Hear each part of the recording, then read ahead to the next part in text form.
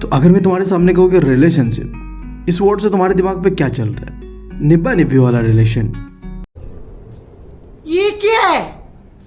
अच्छा चलो ये नहीं, ट्रू लव वाला, वही जो छपरिया करते हैं। ये सब क्या देखना पड़ रहा है? अच्छा है मैं अंधा हूँ। अच्छा ये भी नहीं, फिर क्या अब तुम्हारे दिमाग में ये तो नहीं चल रहा ना, सच्ची मोहब्बत जिसके लिए लोग जान तक दे देते हैं? हाँ कह सकते हो। तो आज हम एक ऐसे ही सच्ची लव स्टोरी के बारे में बात करेंगे, एक रिलेशनशिप के बारे में बात करेंगे जो एक दूसरे के लिए ही बने हुए हैं। मैं बात कर रहा हूँ करंट और मैग्नेट का बीच का रिलेशन। सुनने में ये बहुत ही अटपटा सा लग रहा है तुम्हें, आई नो, बट इस चैप्टर को खत्म करने के बाद तुम कहोगे कि ये मैग्नेट और करंट दोनों एक दूसरे के लिए बने हुए हैं जन्मों जन्मों से। इन दोनों के बीच का प्यार मोहब्बत बहुत ही गहरा है। ये मैं ऐसा क्यों कह रहा हूँ इसे तुम बहुत ही जल्द समझ जाओगे। तो ये जो रिलेशन है ना करंट और मैग्नेट के बीच, ये हम नहीं समझ पाए थे।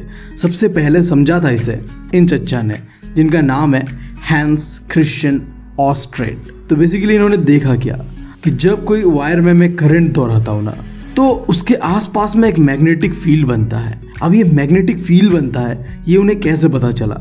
एक मैग्नेटिक कंपास को वायर के पास रख दिया, उसके बाद जब करंट दोहराया ना तो ये कंपास के अंदर में कुछ हलचल हो रहा था, और ये हलचल इसलिए हो रहा था क्योंकि आसपास में मैग्नेटिक फील्ड बन रहा था। तो यही से शुरुआत होता है इस लव स्टोरी का। अब आगे देखो, हमें समझना है कि ये मैग्नेटिक फील्ड लाइंस है क्या। अगर ये समझना है ना तो इसके लिए इनका प्रॉपर्टीज जानना पड़ेगा। तो इनके प्रॉपर्टीज के ऊपर ध्यान देते हैं। तो जो पहला है कि ये लाइंस ना क्लोज कर्व में बने हुए। क्लोज कर्व यानी ऐसा समझो कि ये गोल गोल कंसंट्रेटेड सर्कल्स में बने हुए हैं, जो कि तुम इस डायग्राम से भी देख के पता कर सक रहे हो। और दूसरा प्रॉपर्टी को मैं समझा पाऊंगा तुम्हें बार मैग्नेट से। तो बार मैग्नेट के अंदर में नॉर्थ पोल भी होता है, साउथ पोल भी होता है, राइट।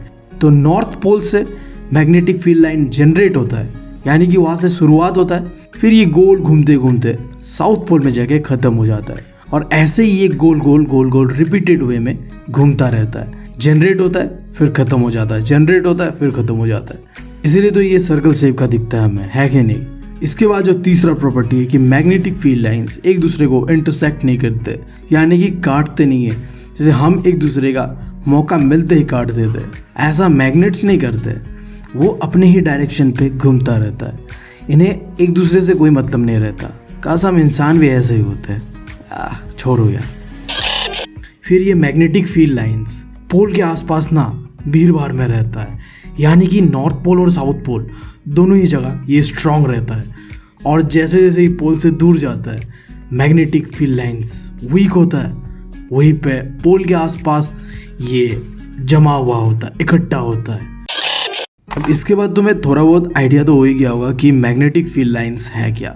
अब जो सवाल उठता है कि ये मैग्नेटिक फील्ड लाइन बनते कैसे हैं, तो ये बनते हैं ड्यू टू करंट, ये तो तुम्हें पता है। बट ये 3 तरीके से बनते हैं। पहला देखो, अगर तुम एक सीधे से वायर में करंट दोहराओगे तब मैग्नेटिक फील्ड कैसा बनता है वो देखना है हमें। और फिर अगर एक सर्कुलर लूप, यानी कि तुम एक गोल से वायर में करंट दोहराओगे तो कैसा बनेगा। और आखिरी, अगर हम करंट को सोलेनॉइड जैसी चीज़ों में दोहराएं तो मैग्नेटिक फील्ड लाइन कैसा दिखेगा और कैसे बनेगा, ये चीज़ों को जानना है हमें।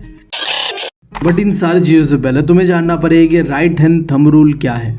इसके बिना तुम आगे बढ़ नहीं सकते। मैग्नेटिक फील्ड लाइन कैसा दिखेगा, कैसे बनेगा, ये सारी चीज़ें बताता है राइट हैंड थंब रूल। तो बहुत ही सिंपल है, ज़्यादा कॉम्प्लिकेटेड मत करो। राइट हैंड है तुम्हारे पास, 2 चीज़ देखना है, थंब का डायरेक्शन और जो बाकी बचे हुए उंगलियों का डायरेक्शन। तो अगर करंट ऊपर की तरफ जाता है, इसका मतलब तुम्हारा थंब किस तरफ होगा, ऊपर की तरफ। तो जिस तरफ थंब होगा वो तो करंट दिखाएगा, और बाकी बचे हुए उंगली जितने हैं तुम्हारे वो दिखाएगा मैग्नेटिक फील्ड लाइन का डायरेक्शन। अब मुझे पता है कि इन चीज़ों में तुम कंफ्यूज होगे, तो इसके लिए एक ट्रिक है, बहुत ही सिंपल सा ट्रिक है। अगर करंट ऊपर की तरफ जाता है, यानी कि तुम्हारा थंब ऊपर की तरफ होता है, तो मैग्नेटिक फील्ड लाइन तुम्हारे राइट साइड में बहेगा। इस पिक्चर को देखिए कंफ्यूज मत होना, मैं बात कर रहा हूँ तुम्हारे राइट साइड। तुम देख लो ट्राई करके, ये है तुम्हारा थंब जो कि ऊपर की तरफ है, और बाकी उंगलियां किस तरफ इशारे कर रहे हैं, राइट की तरफ, देख लो यार। और वहीं पे अगर करंट का डायरेक्शन डाउनवर्ड होता है, नीचे की तरफ होता है, तो मैग्नेटिक फील्ड लाइन बनेगा लेफ्ट साइड में। और यही चीज़ों को हम कहते हैं क्लॉकवाइज और एंटी क्लॉकवाइज। लेफ्ट साइड से जब गोल गोल घूमता है ना, लेफ्ट टू राइट, तब हम उसे कहते हैं क्लॉकवाइज डायरेक्शन पे मैग्नेटिक फील्ड लाइंस घूम रहे हैं। और वहीं पे जब right to left magnetic field line घूमता है तो इसे हम कहते हैं anti clockwise magnetic field lines का घूमना। तो एंटी क्लॉकवाइज कब होता है?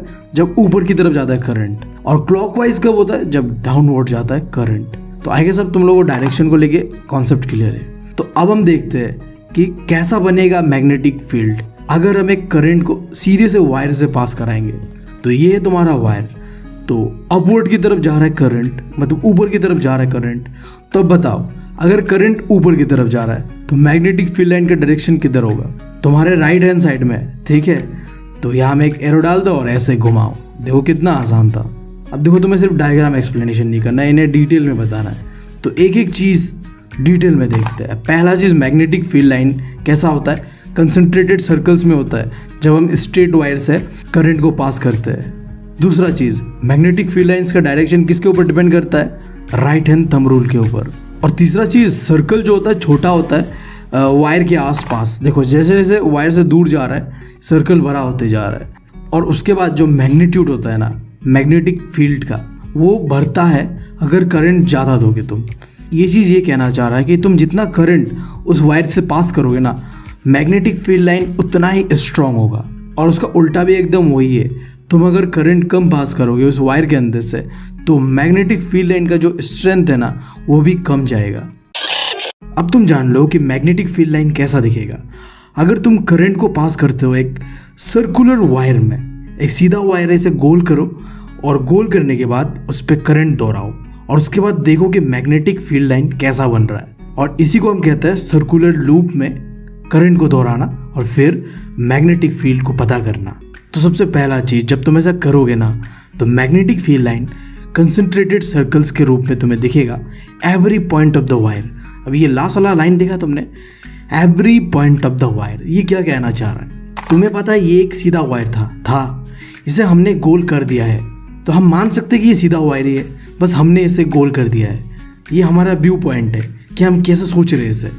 क्या हम इसे गोल सोच के कंफ्यूज करना चाह रहे हैं या हम इसे सीधा सोच के ही आसानी से समझना चाह रहे हैं? तो है तो ये स्ट्रेट वायर ही, बस हमने इसे गोल कर दिया है। अब तुम मुझे बताओ स्ट्रेट वायर के अंदर में होता क्या है? जहाँ भी करंट दोहराओगे वही मैग्नेटिक फील्ड बनेगा, राइट? तो यहाँ में भी बिल्कुल ऐसा ही है। अगर तुम इस गोल से वायर को छोटे छोटे टुकड़ों में बांटो तो हर एक टुकड़े पे एक मैग्नेटिक फील्ड बनेगा। तो यहाँ में ना बस दो मैग्नेटिक फील्ड को दिखाया गया है, एक तुम्हारे लेफ्ट साइड में है, एक तुम्हारे राइट साइड में। अब ये जो दो मैग्नेटिक फील्ड लाइन बना, यहाँ देखो सर्कल्स जैसे जैसे दूर जा रहा है सेंटर से उसका साइज बढ़ते जा रहा है और एक समय तो ऐसा आ जाएगा कि ये पूरी तरीके से स्ट्रेट लाइन बन जाएगा। देख लो यहाँ पे जो एग्जैक्ट सेंटर है, सेंटर वाला जो मैग्नेटिक लाइन है वो बिल्कुल ही स्ट्रेट है। और आखिरी चीज़, तुम्हें यहाँ पे दो सर्कल्स पे मैग्नेटिक फील्ड दिख रहा है, तो इन दोनों का अपना अपना सर्कल पे ना मैग्नेटिक फील्ड लाइन का डायरेक्शन सेम होगा। जैसे देखो जो तुम्हारे राइट साइड में मैग्नेटिक फील्ड लाइन बना हुआ है उसका डायरेक्शन किधर है? लेफ्ट की तरफ है। अब ऐसा क्यों है? क्योंकि तुम्हें पता है right hand thumb rule, current downward जा रहा है। देखो यहाँ पे, तो जब करंट डाउनवर्ड जाता है तो मैग्नेटिक फील्ड लाइन किस तरफ जाता है? लेफ्ट साइड, तुम्हारे लेफ्ट साइड। और जो तुम्हारे लेफ्ट साइड में जो मैग्नेटिक फील्ड लाइन बना हुआ है उसमें करंट किधर जा रहा है? अपवर्ड जा रहा है, ऊपर की तरफ जा रहा है। तो वह डायरेक्शन किधर बनेगा? तुम्हारे राइट साइड। आई नो थोड़ा कंफ्यूजन है इधर, बट तुम एक बार दो बार ध्यान से देखोगे तो समझ जाओगे। अच्छा, और एक चीज़, अगर तुम्हें भोसरी वाले चचा पूछ देना एग्जाम पे कि सर्कुलर लूप के अंदर में नॉर्थ पोल कौन सा होता है और साउथ पोल कौन सा होता है, आई नो थोड़ा डिफिकल्ट है ये बताना, बट ये ट्रिक का इस्तेमाल करना तुम कभी नहीं बोलोगे। तुम्हें बस डायग्राम को देखते हुए ये पता करना है कि करंट का डायरेक्शन किधर है। अगर करंट का डायरेक्शन जो मूव कर रहा है ना करंट, वो क्लॉकवाइज होता है। क्लॉकवाइज यानी कि जो घड़ी घूमता है, पता है तुम्हें? अगर क्लॉकवाइज होता है ना तो वो साइड जो होगा वो होगा साउथ पोल। और अगर एंटी क्लॉकवाइज होता है तो वो कौन सा साइड को दिखा रहा होगा? नॉर्थ पोल।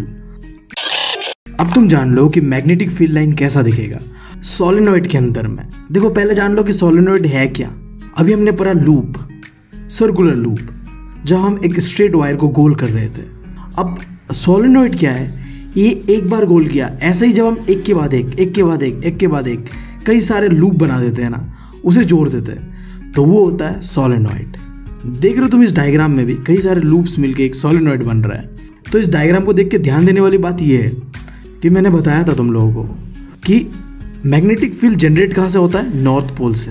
तो देखो यहाँ में N, यहाँ से मैग्नेटिक फील्ड जनरेट हो रहा है जब इलेक्ट्रिसिटी इसमें दोहराऊंगा मैं, और फिर ये मैग्नेटिक फील्ड तुम्हें पता है गोल घूम के वापस आ जाता है साउथ पोल में, और साउथ पोल में आके ये फिर ख़त्म हो जाता है। इतना समझ लिए। अब देखो जो थ्योरेटिकल पोर्शन है उसे देख लेते हैं।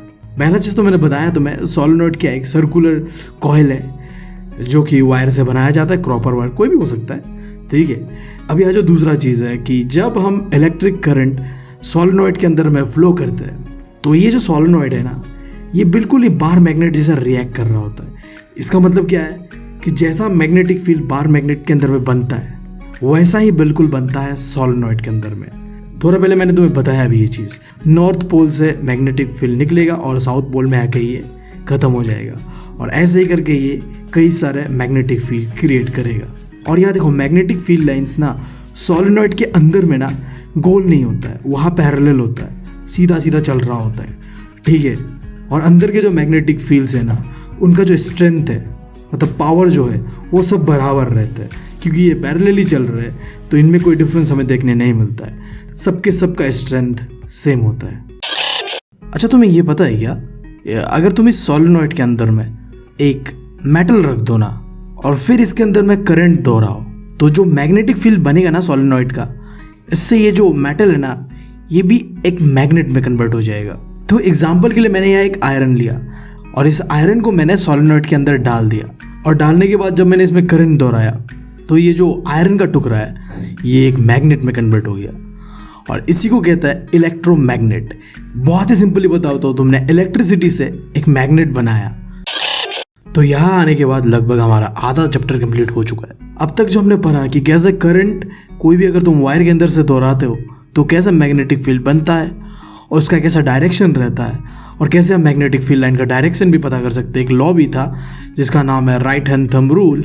फिर हमने इस राइट हैंड थंब रूल के हिसाब से अलग अलग तरीके से मैग्नेटिक फील्ड को भी क्रिएट करके देखा। स्ट्रेट वायर में करा, सर्कुलर लूप में करा, सोलेनॉइड में करा, राइट।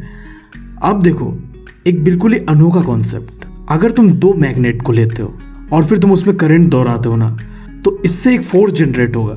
वैसे भी तुम्हें पता ही ये चीज़ कि अगर मैं दो मैग्नेट को एक साथ लेके आऊँ तो इससे एक फोर्स जनरेट होता है कि नहीं होता है, या तो उसे वो चिपका देता है या उसे वो दूर भेज देता है। और ये जो मैंने तुम्हें बताया कि दो मैग्नेट से फोर्स क्रिएट होता है, तो उस फोर्स का डायरेक्शन किधर रहेगा, तो ये डिपेंड करता है दो चीज़ के ऊपर, करंट का डायरेक्शन किधर है और मैग्नेटिक फील्ड का डायरेक्शन किधर है। ये दो चीज़ पता कर लोगे तो फोर्स का डायरेक्शन तुम्हें खुद ब खुद मिल जाएगा।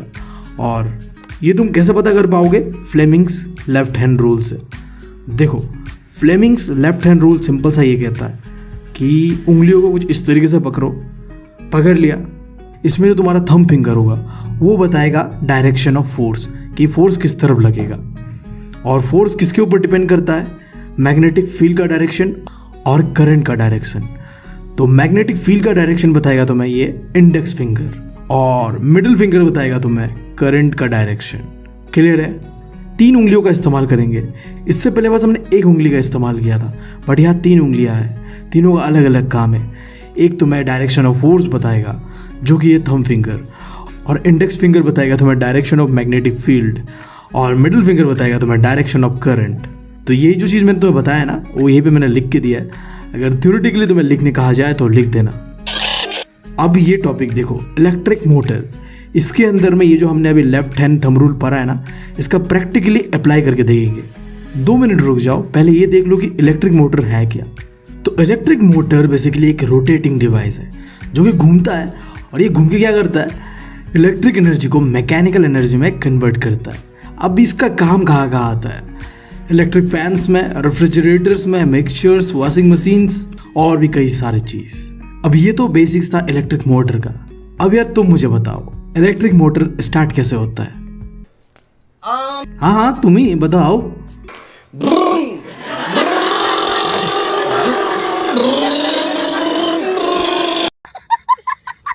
नहीं मतलब ऐसा भी होता है, मैंने मना नहीं किया, बट हम अभी फ्लेमिंग्स लेफ्ट हैंड रूल से इलेक्ट्रिक मोटर का फंक्शनिंग को देखेंगे कि कैसा इलेक्ट्रिक मोटर घूमता है। मैंने क्या बताया था, फ्लेमिंग्स का जो लेफ्ट हैंड रूल है उससे हम क्या पता कर सकते हैं, डायरेक्शन ऑफ फोर्स। और डायरेक्शन ऑफ फोर्स का पता कब करते हैं हम, जब तुम्हारे पास दो मैग्नेट हो और उसके ऊपर करंट को दोहराया जाए। तो यहाँ देखो दो मैग्नेट है, एक में तुम्हें साउथ पोल एक में नॉर्थ पोल दिख रहा है। अब ये चीज़ तो तुम्हें पता ही है कि जब दो मैग्नेट होता है, एक में नॉर्थ पोल होता है एक में साउथ पोल होता है, तो नॉर्थ पोल से मैग्नेटिक फील्ड क्रिएट होता है और वो जाके मिलता है कहाँ, साउथ पोल में। तो हमेशा ही जब दो मैग्नेट को ऐसे रख दोगे ना तो उसका मैग्नेटिक फील्ड किस तरफ जाएगा, तुम्हारे राइट की तरफ, क्योंकि मैग्नेटिक फील्ड का डायरेक्शन क्या होता है, नॉर्थ से निकलता है और साउथ पे चला जाता है वो, फिर वो नॉर्थ से जनरेट होता है और साउथ पे जाता है, नॉर्थ साउथ यानी कि नॉर्थ पोल साउथ पोल। ठीक है, तो मैग्नेटिक फील्ड हमेशा ही ऐसा ही रहेगा, नॉर्थ टू साउथ। तो तुम्हें अब क्या करना है, देखो अपने उंगलियों को पोजीशनिंग कर लो, देख लो ये डायग्राम को देखते हुए करो। देखो यहाँ में जो हम सबसे बड़ा गलती करते हैं ना, हम पहले ही जानना चाहते हैं कि फोर्स का डायरेक्शन कहाँ है। हमें फोर्स का डायरेक्शन नहीं जानना, फोर्स का डायरेक्शन तो हमें मिल जाएगा खुद ही, बस हमें डायरेक्शन ऑफ करंट और डायरेक्शन ऑफ मैग्नेटिक फील्ड को देखना है। फोर्स खुद ब खुद तुम्हें पता चल जाएगा। तो हमें यहाँ सबसे पहले मिला मैग्नेटिक फील्ड का डायरेक्शन। वो कैसे मिला, जो दो मैग्नेट्स थे हमारे पास उसे देखते हुए नॉर्थ टू साउथ जा रहा है ये मैग्नेटिक फील्ड का डायरेक्शन। अब करंट का डायरेक्शन जानना है, उसके लिए देखो यहाँ में एक सर्किट है ABCD। अब इस सर्किट के अंदर में करंट बह रहा है। देखो तुम्हारे लेफ्ट साइड में ये नीचे से ऊपर की तरफ जा रहा है और राइट साइड में ये क्या हो रहा है, ऊपर से नीचे की तरफ करंट आ रहा है, देख रहे हो। तो पहले हम बात करते हैं नॉर्थ पोल का। तुमने उंगली आपने बना ली ना, जैसे मैंने बताया था वैसे बना लो। देखो एनिमेशन कर नहीं पा रहा मैं, इतना जल्दी हो भी नहीं पाएगा, तुम्हें पता है 2 दिन एग्ज़ाम है बाकी और गलतियाँ मेरी है ये, मैं बकचोदियों में बिजी था तो तुम लोगों के लिए नहीं बना पाया। तो इसके लिए तुम मुझे जो भी कहना चाहते हो कह सकते हो, बट एटलीस्ट मैं जो भी अपना बेस्ट दे सकता हूँ मैं वो दे रहा हूँ। हाँ, तो मैं ये कह रहा था कि अगर तुम्हें डायरेक्शन ऑफ मैग्नेटिक फील्ड को जानना है तो नॉर्थ पोल और साउथ पोल को देखो, और करंट का डायरेक्शन जानना है तो सर्किट को देखो। तो पहले हम डायरेक्शन ऑफ मैग्नेटिक फील्ड जानेंगे और वो भी स्पेसिफिकली नॉर्थ पोल का देखना हमें, ठीक है।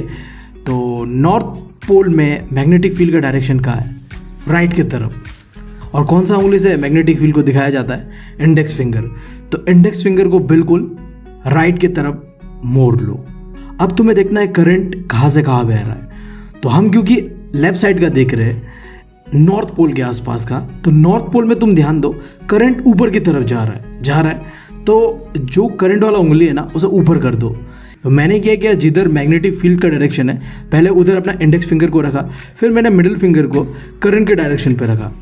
अब देखो फोर्स का डायरेक्शन ऑटोमेटिक बता रहा है किधर है, ये है डाउनवर्ड फोर्स दे रहा है, मतलब ये फोर्स लग रहा है नीचे की तरफ, क्योंकि करंट ऊपर है, मैग्नेटिक फील्ड राइट साइड में है, तो फोर्स किधर लगेगा, डाउनवर्ड तरफ। फिर यही चीज़ तुम्हें करना है साउथ पोल के साथ। मैग्नेटिक फील्ड का डायरेक्शन तो वही रहेगा, राइट साइड। अब करंट का डायरेक्शन किधर है, नीचे है, तो नीचे कर दिया मैंने। अब देखो कि तुम्हारा थंब फिंगर किधर डायरेक्ट कर रहा है तुम्हें, और वही है तुम्हारा फोर्स का डायरेक्शन। देखो फोर्स किधर दे रहा है, ये दे रहा है अपवर्ड, ऊपर की तरफ, देख रहे हो।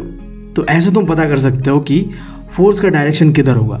बस तुम्हें ये देखना है कि करंट का डायरेक्शन किधर है और मैग्नेटिक फील्ड का डायरेक्शन किधर है। करंट का डायरेक्शन तुम पता कर सकते हो मिडिल फिंगर से, और मैग्नेटिक फील्ड का डायरेक्शन तुम पता कर सकते हो अपने इंडेक्स फिंगर से। ये दोनों फिंगर्स को बस तुम्हें सिंक्रोनाइज करना है और तुम्हें मिल जाएगा फोर्स का डायरेक्शन ऑटोमेटिकली। तो ये थोड़ा प्रैक्टिकली बताना मुश्किल है, एनिमेटेड तरीके से बता सकता था बट अब समय है नहीं उसके लिए, तो तुम्हें ऐसे ही जुगाड़ चलाना पड़ेगा। अब यहाँ में एक चीज़ देखो, ये जो बीच में एक चीज़ दिख रहा है स्प्लिट रिंग, अब ये क्या कर रहा है, देखो मैंने बताया तुम्हें कि नॉर्थ पोल से जो फोर्स लगेगा वो नीचे की तरफ लगेगा और साउथ पोल से फोर्स लगेगा ऊपर की तरफ। अब देखो ये चीज़ को रोटेट कर रहा है कि नहीं कर रहा है, एक नीचे की तरफ पुश कर रहा है, एक ऊपर की तरफ पुश कर रहा है, तो ऐसे ही करते रहेगा ये नीचे ऊपर। तो इससे क्या होगा, जो ये मोटर है ये घूमेगा। अब जब ये घूमेगा तो क्या होगा, इलेक्ट्रिक एनर्जी से मैकेनिकल एनर्जी में कन्वर्ट होगा। कैसा, देखो हमने शुरुआत कहाँ से किया, यहाँ से हमने करंट पास किया, करंट पास करने के बाद ये करंट ऊपर गया, फिर ये मैग्नेटिक फील्ड लाइन के साथ मिलने के बाद एक फोर्स जनरेट किया, इधर डाउनवर्ड फोर्स और उधर अपवर्ड फोर्स, जिससे कि ये मोटर चलने लगा। अब जब ये मोटर चलेगा तो यहाँ इलेक्ट्रिक एनर्जी ने मैकेनिकल एनर्जी पे कन्वर्ट कर दिया। अब देखो इस चैप्टर का आखिरी टॉपिक। देखो अब तक हमने क्या पढ़ा है? हमने पढ़ा कि करंट के हेल्प से हम मैग्नेटिक फील्ड जनरेट कर रहे हैं, हम मैग्नेट बना रहे हैं, यहाँ तक कि हम करंट के हेल्प से और मैग्नेट के हेल्प से इलेक्ट्रिक मोटर को भी चलाया। बट देखो जब दुनिया ये चीज़ करने में बिजी था, हाँ करंट से मैग्नेट बनाएंगे, करंट से मैग्नेटिक फील्ड बनाएंगे, तब दुनिया के एक कोने में एक ऐसा इंसान बैठा हुआ था जिसने थोड़ा हट के सोचा, कुछ डिफरेंट करने का सोचा। जहाँ दुनिया इलेक्ट्रिसिटी से मैग्नेट बनाना चाह रहा था, वहाँ ये जो माइकल फैराडे है ना, इन्होंने क्या किया, मैग्नेट से इलेक्ट्रिसिटी बनाने का सोचा। उन्होंने कहा देखो दुनिया ये चीज़ करने में बिजी था कि कैसे हम करंट से मैग्नेट बनाएं। बट तुम सोचो यार, हमें करंट ज़्यादा ज़रूरी है या मैग्नेट? Current, right. तो अगर हम मैग्नेट से करंट बना पाए ना, तो इससे लोगों को ज़्यादा फायदा होगा। तो इसी सोच के साथ माइकल फैराडे ने अपना जो है कॉन्सेप्ट दिया, जिसका नाम है इलेक्ट्रोमैग्नेटिक इंडक्शन।